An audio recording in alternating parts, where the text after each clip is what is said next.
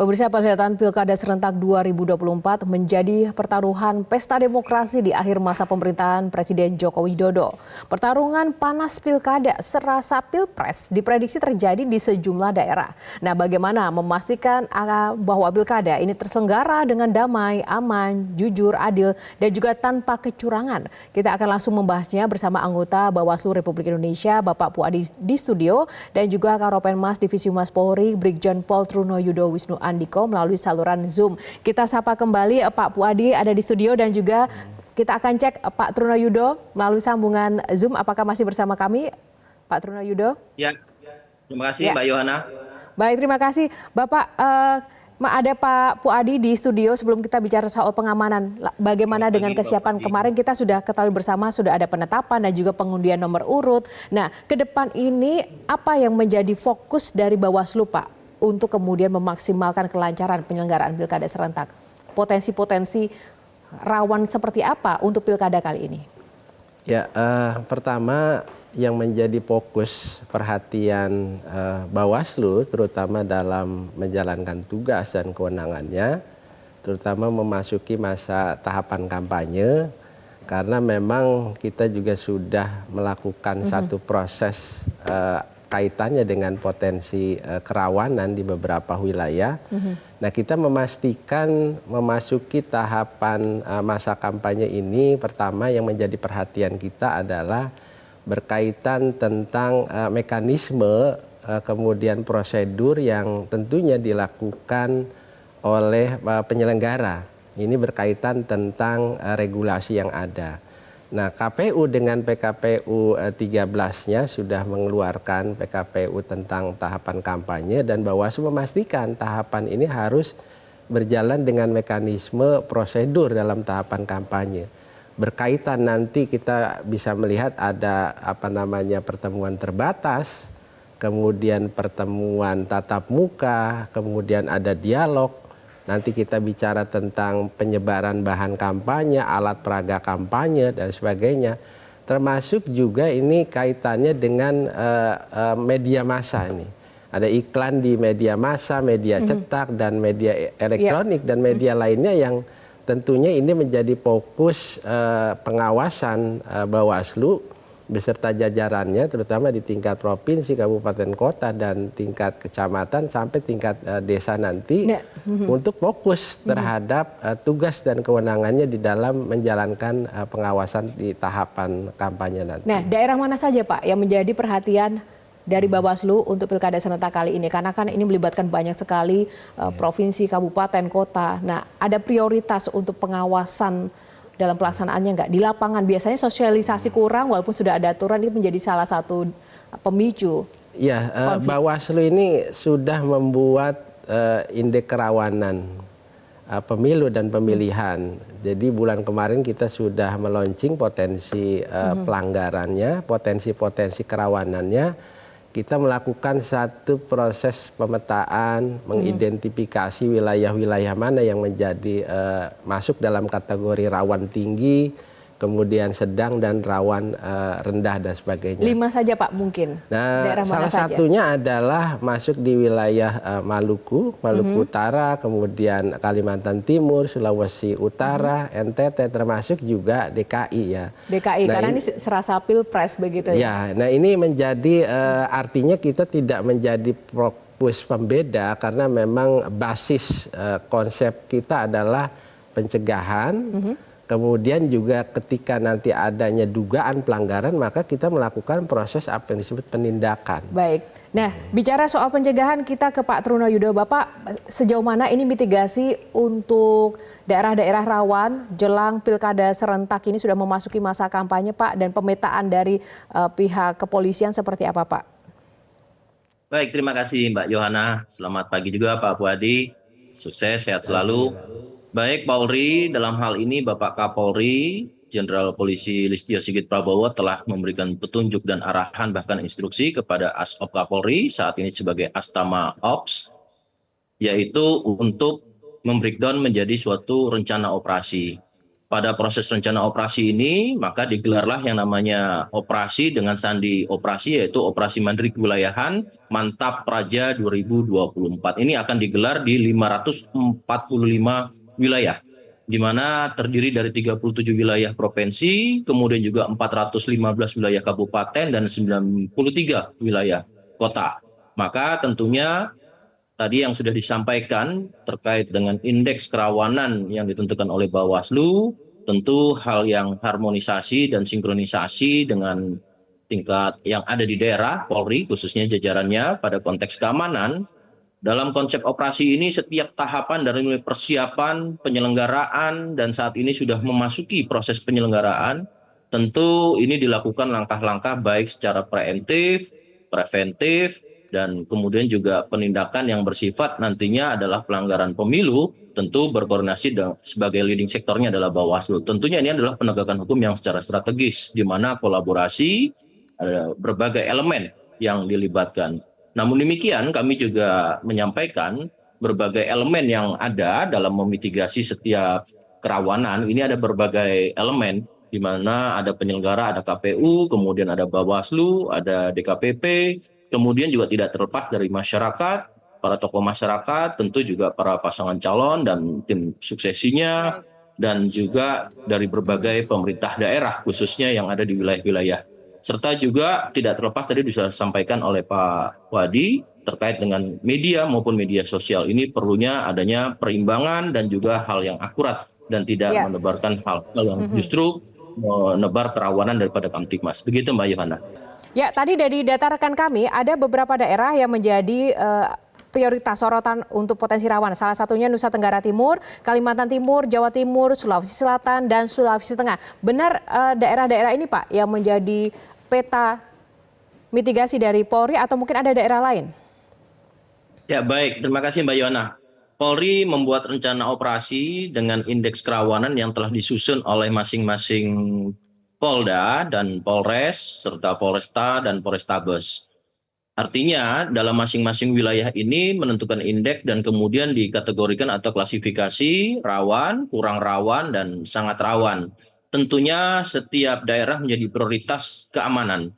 Nah, dalam hal ini kami juga tidak mau underestimate, setiap daerah tentu memiliki potensi-potensi dari aspek geografis ya, dengan jarak letak yang berjauhan, dengan demografi juga menjadi suatu indikator dalam menentukan indeks. Dalam seperti tadi dikatakan adanya potensi konflik sosial, kemudian ada terkait dengan ekonomi.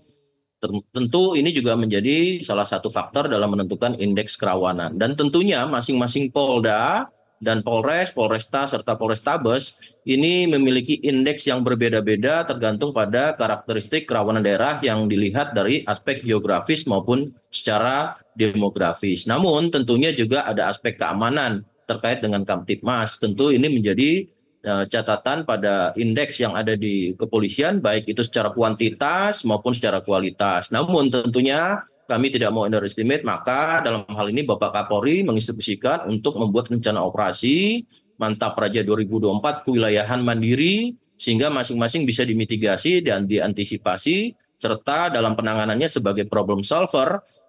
Tadi saya sampaikan ada beberapa elemen, baik elemen masyarakat, penyelenggara baik itu KPU, Bawaslu, DKPP, kemudian juga pasangan calon, tim suksesi, dan pemerintah daerah, terutama juga dengan media dan media sosial. Ini juga faktor penentu dalam rangka untuk cooling system atau membuat damainya pilkada serentak di 2024, Mbak Yohana. Ya, izin Pak, mungkin singkat saja Pak. Kalau demikian standar operasi yang tadi disampaikan itu seperti apa, khususnya untuk penanganan kerusuhan Pak? Ya, tentunya dalam penanganan konflik sosial ataupun yang bersifat kontingensi, Polri telah menyiapkan tiga kategori operasi dalam menangani konflik. Yang pertama ada Amanusa 1, kemudian Amanusa 2, dan Amanusa 3. Yang pertama terkait dengan konflik sosial, kemudian yang kedua dengan bencana alam, dan yang ketiga terkait dengan terorisme. Namun demikian, semua itu sudah kami antisipasi dengan membuat prediksi-prediksi indeks kerawanan yang Mbak Ivana. Ya, Bapak, lalu kemudian yang paling mendasar ini Pak, bagaimana juga memastikan bahwa Polri ini bisa menjaga netralitas untuk ajang pilkada serentak kali ini Pak? Ya, tentunya dalam hal ini Pak Kapolri, Jenderal Polisi Listio Sigit Prabowo sudah memerintahkan kepada Bapak Kadif Propam dan tentunya juga membuat terkait dengan SOP dan kemudian aturan-aturan, Perkap dan juga aturan-aturan. Salah satu contoh saja yang beberapa dalam maju di pilkada itu sudah harus melakukan pengunduran diri di kepolisian dan sudah melakukan itu, dan kemudian wujud netralitas tentunya Polri sebagai abdi penyelenggara negara dalam aspek keamanan ini tidak terlibat pada politik praktis maupun juga hal-hal yang bersifat dapat mengganggu keamanan dan ketertiban masyarakat, terutama dalam hal demokrasi di Pilkada serentak 2024. Baik, tahan dulu Pak Trunoyudo, kita mencoba untuk mengkonfirmasi kepada Bapak Fuadi. Kalau tadi dari pihak kepolisian sudah berkomitmen dengan kesiapan keamanannya. Nah, yang paling mendasar kalau pilkada serentak atau pemilu ini Pak, potensi yang biasanya bikin ricuh itu ketika ada potensi kecurangan. Bagaimana Bawaslu memastikan, karena kita bukan sekali ini menyelenggarakan pemilu atau pilkada ya Pak ya, agar tidak terulang, meminimalisir potensi kecurangan. Ya, terkait potensi kecurangan, tentunya apapun yang dilakukan oleh Bawaslu, pertama harus memastikan tiap-tiap tahapan penyelenggaraan itu berjalan dengan lancar dan baik. Berkaitan tentang potensi, Bawaslu tetap mengambil satu langkah-langkah dengan tadi sudah disampaikan berkaitan tentang indeks kerawanan pemilihan. Nah, Bawaslu sudah melakukan proses pemetaan dan mengidentifikasi sehingga daerah-daerah yang menurut Bawaslu menjadi potensi tersebut ini basis konsep pencegahannya ini lebih difokuskan kepada daerah yang menurut Bawaslu itu masuk dalam kategori rawan tinggi, kemudian masuk kategori rawan rendah, juga masuk dalam kategori rawan sedang. Nah, tentunya Bawaslu fokus kepada proses pencegahan, menyampaikan, mengedukasi kepada pemilih, terutama ini berkaitan tentang ketaatan, berkaitan tentang kontestan, kemudian para tim kampanye nanti yang sedang berjalan ya dalam proses tahapan kampanye. Nah, mengedukasi kepada pemilih termasuknya untuk bisa disosialisasikan hal-hal berkaitan tentang sebagaimana diatur di ketentuan undang-undang pilkada tersebut, karena memang ini berkaitan tentang ada hal-hal yang bagaimana undang-undang tersebut mengatur berkaitan tentang larangan kampanye sebagaimana diatur di ketentuan pasal 69 tersebut. Nah, upaya-upaya mitigasinya yang dilakukan Bawaslu, tentunya Bawaslu fokus pada pencegahan yang kemudian ini menjadi basis utama. Nah, ketika dalam proses pencegahan tersebut diduga adanya dugaan pelanggaran, maka Bawaslu melakukan proses penindakan. Nah, penindakan ini karena pintu masuk dalam informasi adanya informasi awal atau juga berkaitan tentang hal yang merupakan satu pintu masuk adanya dugaan pelanggaran masuk dalam pintu baik itu pintu temuan maupun pintu laporan yang masuk ke Bawaslu tersebut. Nah, Pak Fuadi dan juga Bapak Trunoyudo, ini kan yang menarik ketika di lapangan itu memang kadang ada hal-hal yang tidak terprediksi. Nah, dari Pak Trunoyudo, Pak, seperti apa kemudian strategi Polri untuk memastikan mitigasi ini berjalan maksimal selain juga kemudian memaksimalkan anggotanya dengan komitmen-komitmen dan kesiapan yang ada, tapi juga apakah juga ada pendekatan kepada para peserta atau pendekatan dialogis untuk kemudian bisa terhandle massa atau para pendukungnya atau masyarakat di sekitarnya, bahwa ketika kampanye itu tidak hanya sekedar kampanye program tapi juga benar-benar ada kampanye damai di situ. Seperti apa Pak? Apakah ada dialog di situ?